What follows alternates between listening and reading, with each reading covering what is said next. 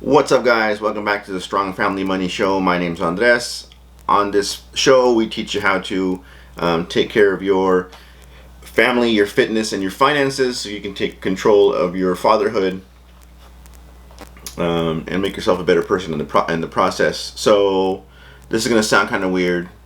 So my mind is open and closed at the same time. It may sound like an oxymoron. It may sound like I'm not making any sense. But hear me out, and hopefully by the end of this you'll understand what I mean. So my mind is closed, so I have my values and my core beliefs that I have developed over, I'm 43 years old, so however long you develop your beliefs and your values for, those are the things that I live by. Those are the things that I show to my family and my kids especially. So I walk around, making every decision based on these things. But like I said, that's been over the 43 years that I've been making them. So are my thoughts and beliefs the same from whenever I was conscious of having them to now? Most definitely not. So that's where the open mind comes in. And, especially being a parent, being a father, especially now where kids are exposed to a lot more things online, right? A lot more different lifestyles and things like that. It's important to have an open mind so that you can be a parent of now and not a parent when you were young. So, 43 years, I have my morals and my, whatever I live by.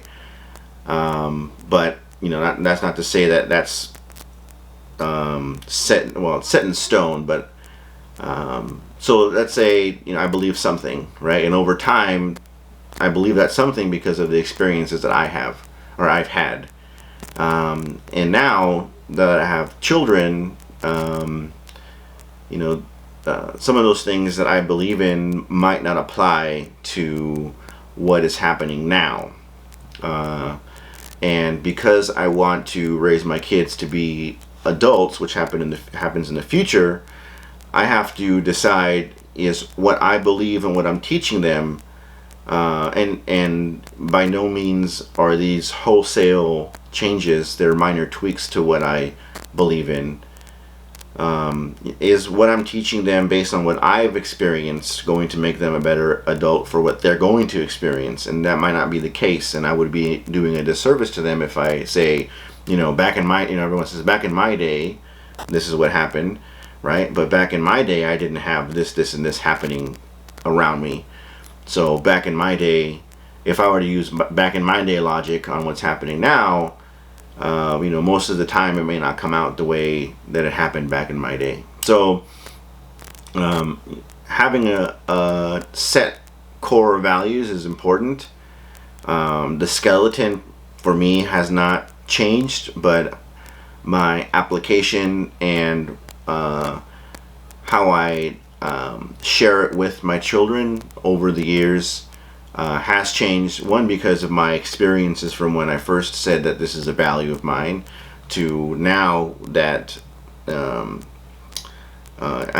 if you've experienced it differently over the years. So you have an experience that happens one way early on and now it's happening a different way, and you're like, well, maybe I should approach this kind of problem differently, or what I believe may not really be beneficial for myself. It may be toxic for myself. Maybe I should either change how I think about it, or make it more concrete or more clear on what I believe. And then now that I have kids, then are the beliefs that I'm going to share with them, do they even matter to them anymore? Do I have to approach it differently for them to understand, which is really the most important thing. A belief that you want to pass on, if they don't get what you're telling them because you're using an idea that you came up with a long time ago, you have to now repurpose it or shine it up differently to tell it to them so that they can then understand what you're doing, what you're saying, and it then now applies to their life going forward, because that's all that really is important. Is if you're raising kids, you want, when they leave your house, you want them to be armed with all the ammunition they need to be a productive member of society, take care of themselves, and then eventually take care of their own family. So you want to have a closed mind as far as you don't want to be flip-flopping on your values all the time, right?